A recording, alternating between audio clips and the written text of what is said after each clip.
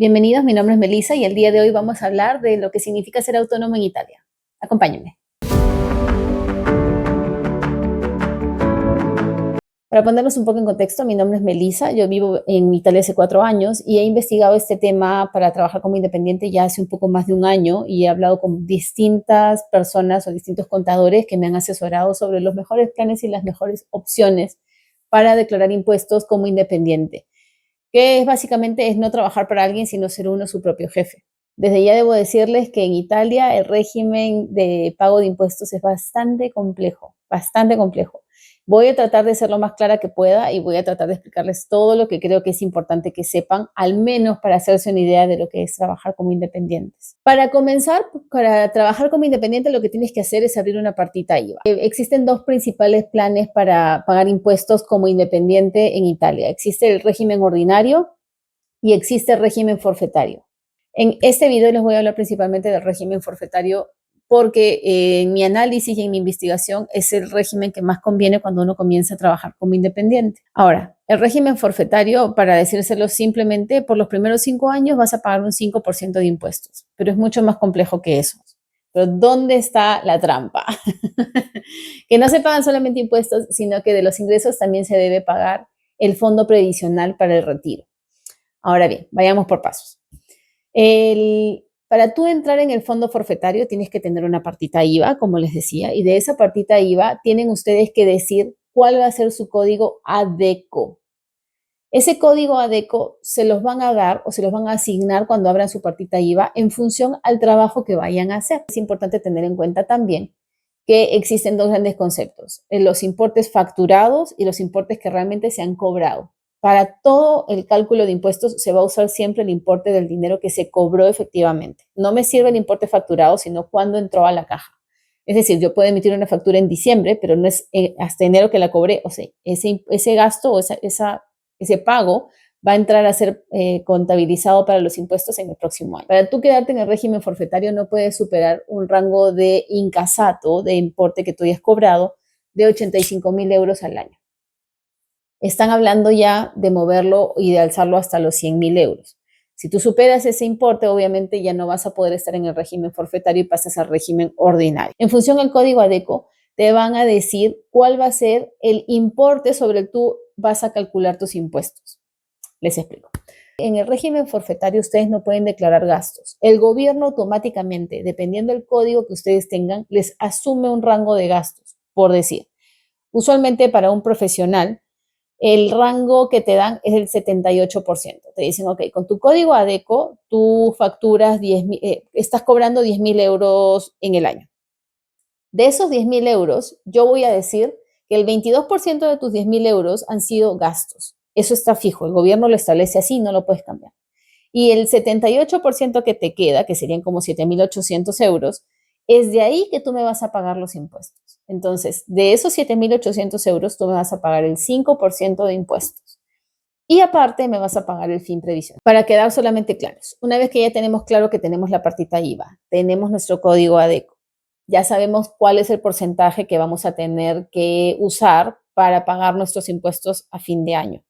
Entonces, vamos a saber, dependiendo del código ADECO, como les digo, cuál es el porcentaje que vamos a usar. Por los primeros 5 años, el Estado italiano les va a cobrar 5% de impuestos. Luego del 5.º año van a comenzar a pagar 15% de impuestos sobre ese importe. ¿Cómo se calcula el fin previsional? El INPS de ese importe que ustedes van a ganar al año. Ahí es donde entran las categorías de profesional, de comerciante y artesano. Para el profesional, están cobrando un 26.7% del importe que ustedes cobran. En el régimen de artesanos se paga una tarifa fija de 4.427 euros al año. Como comerciante vas a pagar una tarifa de 4.515 euros con 43 centavos hasta un monto incasato de 18.415.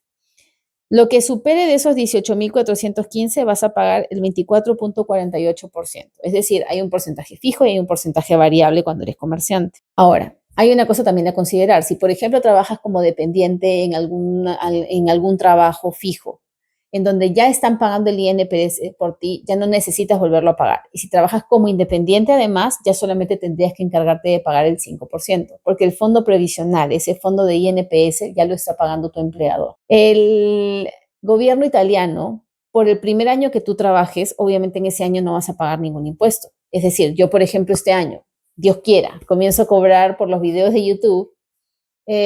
Todo lo que cobre yo este año no voy a pagar impuestos. Sin embargo, el próximo año voy a tener que pagar los impuestos de lo que facturé o de lo que cobré este año, y además me van a cobrar la proyección de lo que voy a facturar en el año 2026.